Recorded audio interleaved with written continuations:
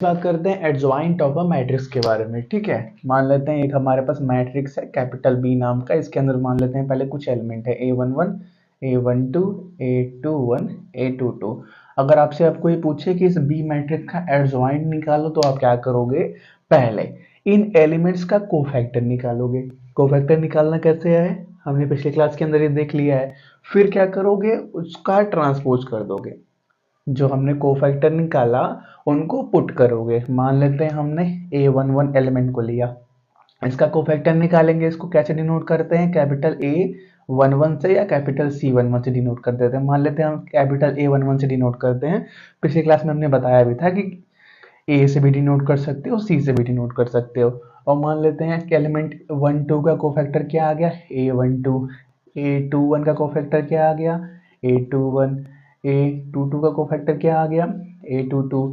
अब क्या करोगे? इन सभी कोफैक्टर्स को मैट्रिक्स के अंदर लिखोगे। ठीक है, देखो कोफैक्टर हमने डिटर्मिनेंट के हेल्प से सीखा, लेकिन अब उसको क्या करेंगे? मैट्रिक्स के अंदर यूज करेंगे। ठीक है, तो देखो जो कोफैक्टर है जिसका है उसकी पोजीशन पे लिखा जाएगा। ठीक है, करने का मतलब इसको ऐसे अब आप लिखोगे A11 की जगह कैपिटल A11, A12 की जगह कैपिटल A12, मतलब सभी का कोफैक्टर आप लिख रहे हो। ठीक है, A21 A22।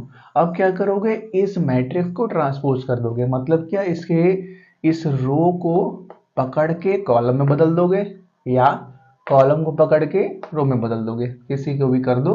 ठीक है, तो क्या मिल जाएगा? A11 A12 A21 A22। तो ये जो हमारे पास अब नया मैट्रिक्स मिला ये वाला, यही क्या कहलाएगा? इस बी मैट्रिक्स का एडजॉइंट कहलाएगा। एडजॉइंट कहलाएगा, एडजॉइंट कहलाएगा। एडजॉइंट क्या होता है? Adjoint is the transpose of its cofactor. ठीक है, कोई भी एक मैट्रिक्स दे रखा है उसका एडजॉइंट क्या कहलाता है? एडजॉइंट कैसे डिफाइंड है? Adjoint is defined as transpose of its cofactor.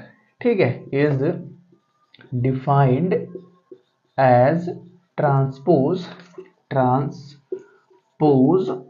Of its cofactor. Cofactor निकालना पिछले क्लास के अंदर ये देखा है। ठीक है, चलिए हम क्या करते हैं, एक एग्जांपल से बात कर लेते हैं। मान लेते हैं हमारे पास बी मैट्रिक्स है जिसके अंदर एलिमेंट्स कुछ भी ले लो, ABCD कुछ भी मैट्रिक्स ले लो। इसके अंदर मान लेते हैं 0 1 2 3 है। ठीक है, अब कोई पूछ ले कि आप क्या करो? बी मैट्रिक्स का एडजॉइंट निकालो। और एक बात यहाँ पे क्या आ रहा है? कोफैक्टर की बात चल रही है, और कोफैक्टर का कॉन्सेप्ट हमने कहाँ पे सीखा था? डिटर्मिनेंट के अंदर सीखा था। कहाँ पे? डिटर्मिनेंट के अंदर सीखा था। और डिटर्मिनेंट की इंपॉर्टेंट प्रॉपर्टी क्या होती है कि वो सिर्फ और सिर्फ स्क्वायर मैट्रिक्स के लिए ही डिफाइंड होती है। स्क्वायर मैट्रिक्स के लिए ही डिफाइंड होती है। तो ये जो एडजॉइंट का कॉन्सेप्ट है वो भी क्या, सिर्फ और सिर्फ स्क्वायर मैट्रिक्स के लिए ही डिफाइंड हुआ। क्यों?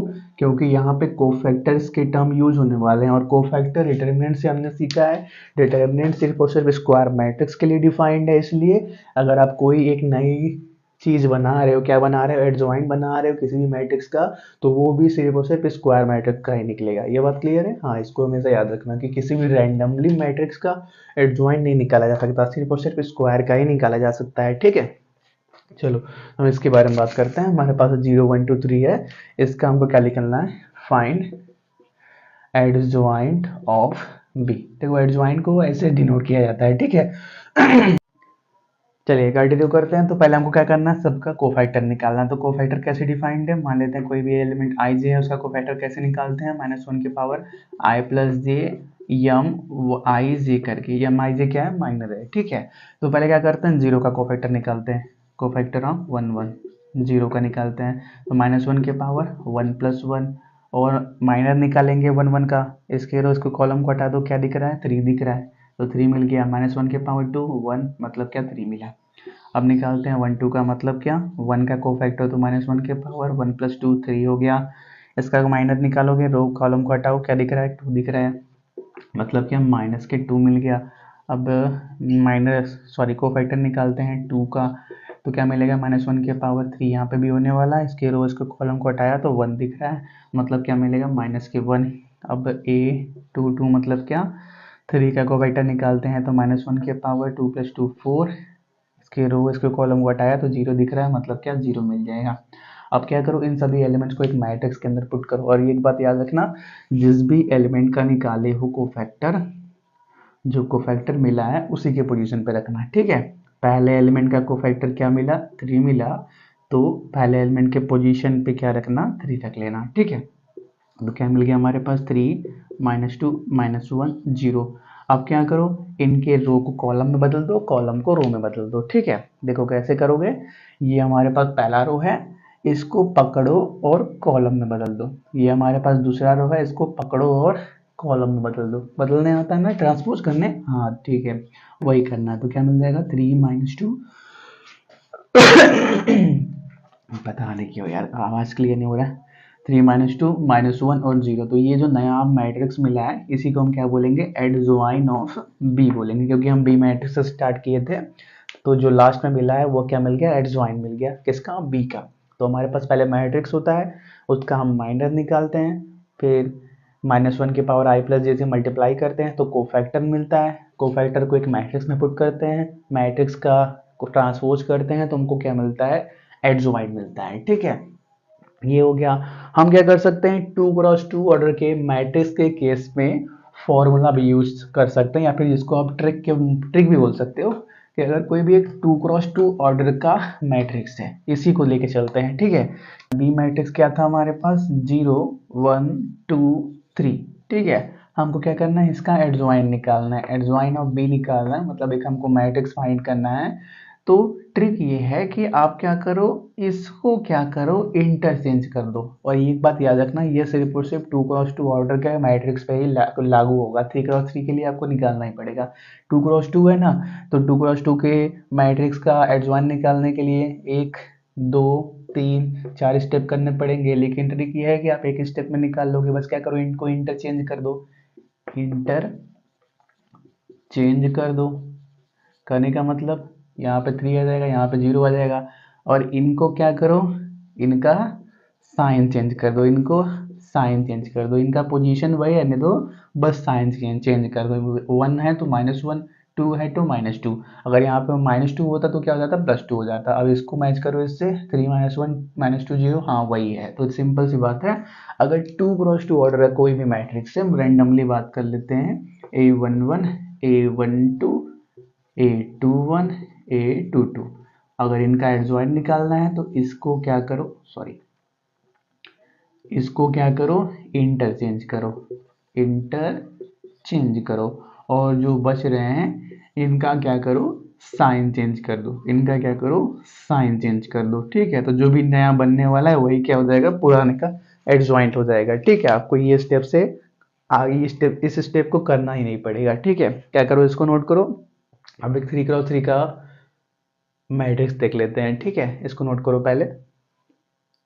चलो, तो अब क्या करते हैं, 3x3 ऑर्डर का मैट्रिक्स ले लेते हैं, ठीक है। जनरल मैट्रिक्स लेते हैं जिसके अंदर 9 एलिमेंट्स हमारे पास हैं। 3x3 है तो 9 एलिमेंट्स तो रहेगा ही, ठीक है। मान लेते हैं हमारे पास एक एक मान ले, कुछ दूसरा मान लो, क्योंकि हमने कोफैक्टर को भी कैपिटल ए से डिनोट किया है, ठीक है। मान लेते हैं इस बार भी कोई बी मैट्रिक्स है, जिसके अंदर क्या है हमारे पास, A11 A12 A13 A21 A22 A23, और फिर क्या, A31 A32 A33 है, ठीक है। अब क्या करना है, हमको इस बी मैट्रिक्स का एडजॉइन निकालना है। तो एडजॉइन ऑफ बी कैसे डिफाइंड है, ट्रांसपोज ऑफ इनके कोफैक्टर। A11 का कोफैक्टर क्या होगा, कैपिटल A11, इसका कोफैक्टर A12 A13, A21 का cofactor A21 A22 A23 A31, A32 का कोफैक्टर कैपिटल A32 A33, ठीक है। ये जो कोफैक्टर निकल रहा है इनका ट्रांसपोज कर दोगे, वही क्या बन जाएगा, अभी का एडजॉइन मतलब क्या, A11 A12 A13 A21 A22 A23 A31 A32 A33, ये क्या मिल गया, एडजॉइन मिल गया, किसका, बी का, ठीक है। तो चलो यार, यही बात हो गया। 3 एग्जाम्पल के लिए कुछ भी ले सकते हो आप, 1 2 3 4 5 6 7 8 9 लेके सॉल्व करके देख सकते हो, ठीक है। कॉन्सेप्ट जो था वो आपको बता दिया। करना क्या है, कुछ नहीं करना, बस कोई भी मैट्रिक्स दिया है, 3x3 का है तो सॉल्व तो करना पड़ेगा। तो पहले क्या करना पड़ेगा, -1 के पावर i प्लस जे, और क्या, यम आई जे, मतलब क्या, हर एलिमेंट्स का माइनर और कोफैक्टर निकालना पड़ेगा, फिर सभी एलिमेंट्स के कोफैक्टर को उनके पोजीशन पर रखने पड़ेंगे, तो ये आपको ये एक मैट्रिक्स मिलेगा। फिर क्या कर दोगे, ट्रांसपोज कर दोगे सभी एलिमेंट का, तो आपको क्या मिल जाएगा, एडजॉइन मिल जाएगा। ठीक है, 3x3 में कोई ट्रिक नहीं है, 2x2 के अंदर ट्रिक होता है कि आप क्या कर सकते हो, इनको इंटरचेंज कर सकते हो, इनका साइन इंटरचेंज कर सकते हो। ठीक है, इसको नोट कर लो। अब क्या करते हैं, एक हमारे पास रिजल्ट है, उसको देख लेते हैं। ठीक है, चलो इसको आप नोट करो पहले। जैसे देखो, हमारे पास अगर एक ए मैट्रिक्स है और एक बी मैट्रिक्स है, ठीक है, तो अगर हम ए क्रॉस बी करते हैं, मतलब दोनों मैट्रिक्स को मल्टीप्लाई करते हैं, तो उसको ऐसे लिखते हैं। अगर हम बी के साथ ए को मल्टीप्लाई करते हैं तो उसको ऐसे लिखते हैं। और देखो, मैट्रिक्स के केस में आप जानते हो कि बहुत ही कम केसेस में ये क्या होते हैं, इक्वल होते हैं, मैक्सिमम केसेस में ये अनइक्वल होते हैं। ठीक है, क्योंकि इनका ऑर्डर डिफरेंट हो जाता है, इसलिए इनका वैल्यू भी डिफरेंट हो जाता है। ये बात सही है।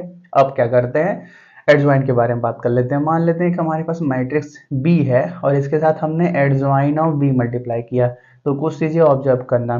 पहले क्या है, ये है, बाद में क्या है, ये है, तो इसका वैल्यू हमेशा ही adjoint of B into B के बराबर होता है। देखो, मैट्रिक्स के केस में हमेशा ये नहीं होते, लेकिन एडजॉइन के केसेस में हमेशा ये होते हैं कि चाहे बी में ओरिजिनल मैट्रिक्स को पहले रखो, चाहे ओरिजिनल मैट्रिक्स को बाद में रखो। देखो, बी क्या है, एक मैट्रिक्स है, बी क्या है, एक मैट्रिक्स है, और एडजॉइन ऑफ बी मतलब क्या, वो भी तो एक मैट्रिक्स है। ये एक मैट्रिक्स है तो उसका एडजॉइन भी तो एक मैट्रिक्स है।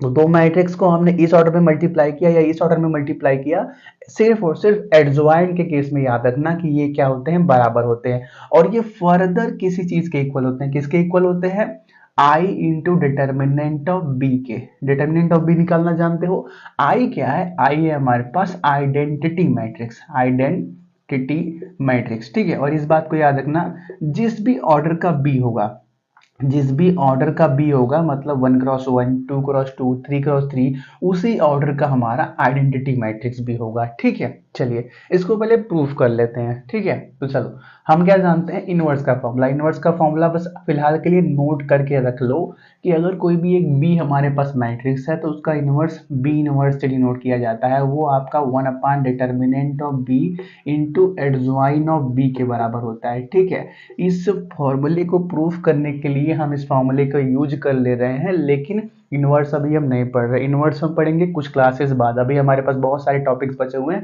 उनको पढ़ने के बाद जब ऐसा लगेगा कि हाँ सारे ओवर कंप्लीट हो चुके हैं, तब इनवर्स के कॉन्सेप्ट की तरफ चलेंगे। फिलहाल बस फॉर्मूला याद कर लो कि अगर कोई भी एक बी मैट्रिक्स है तो उसका इनवर्स ऐसे डिफाइंड होता है। ठीक है, चलिए अब इसी फॉर्मूले को लेकर आगे बढ़ते हैं। ठीक है, तो पहले क्या करते हैं, इसको कोई क्वेश्चन नंबर 1 बना लेते हैं, और इस क्वेश्चन नंबर 1 के अंदर बी से प्री मल्टीप्लाई करते हैं, प्री मल्टीप्लाई करते हैं। प्री मल्टीप्लाई मतलब सबसे पहले सबके लेफ्ट में, प्री मतलब सबके लेफ्ट में, जो भी चीज लिखी हुई है उनके लेफ्ट में मल्टीप्लाई करो। तो क्या हो गया, बी, बी इनवर्स और equal to B into adjoint of B upon determinant of B. तो आप क्या जानते हो, कोई भी एक मैट्रिक्स उस अपने इनवर्स के साथ जब मल्टीप्लाई में जाता है तो क्या मिलता है, आइडेंटिटी मैट्रिक्स मिलता है।